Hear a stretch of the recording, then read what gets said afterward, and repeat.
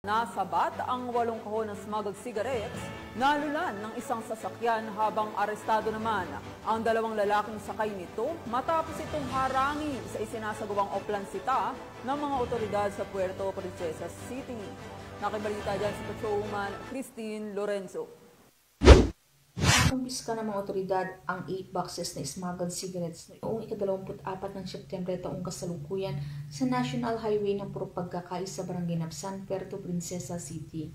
Sa report ng Puerto Princesa City Police Office, nagsagawa ng Oplansita Operation ang makawani ng City Mobile Force at maging ang Police Station 3 na kung saan nakitaan ng paglabag sa batas trapiko ang kulay gray na sasakyan dahil hindi nagsuot ng seatbelts habang nagmamaneho.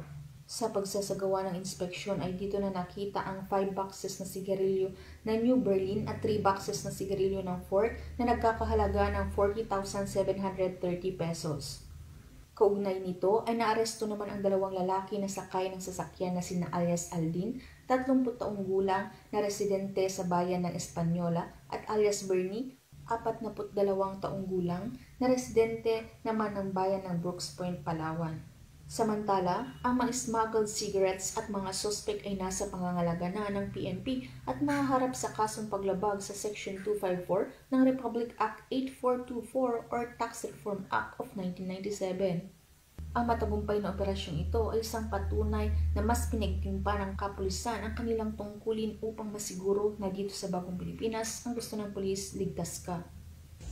Mula dito sa Calapan City, Oriental Mindoro, ako ang inyong PNN correspondent, Patrolwoman Christine Lorenzo, alagad ng batas, tagataguyod ng balitang pulis.